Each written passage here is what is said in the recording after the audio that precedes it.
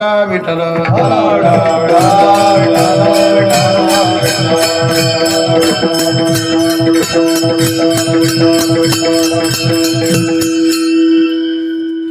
तेव्हा भागवत ग्रंथ देखील तोला मोलाचा ग्रंथ. आरोग्य, संतती, संपत्ती या सर्व गोष्टींना प्रसवणारा श्रीमद भागवत ग्रंथ.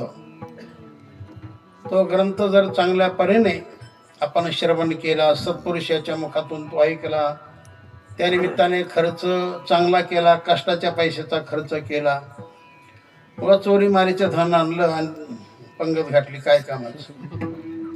असो, थोडंच करा पण बरं करा, नाही का.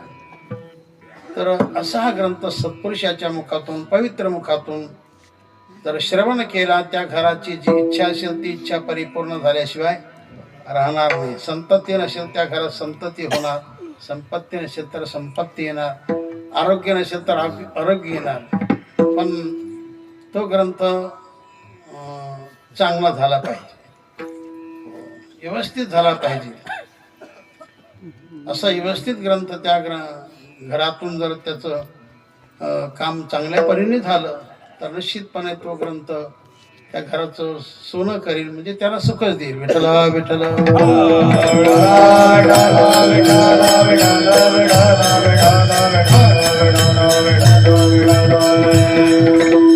गीता भागवत करीती श्रवण खंड चिंतन कोणाचे,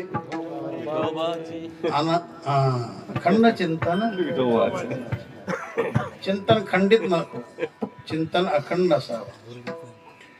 तुमच्या बाकी शरीराला काम असेल पण मनाला काय काम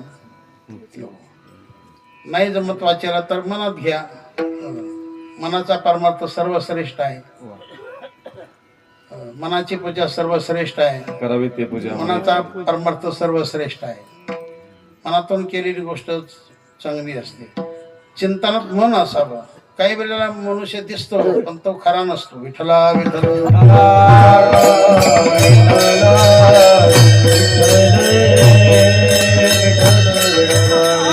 चिंतन विठोबाचे आपण चिंतन केलेलं आहे, पण आणखी एक विठ्ठलाचं नाम चिंतन करूया.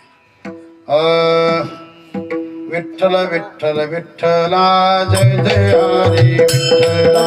विठ्ठल विठ्ठल विठ्ठला जय जय हरी विठ्ठला.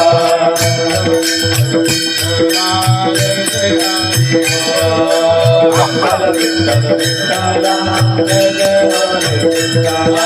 विठ्ठल विठ्ठल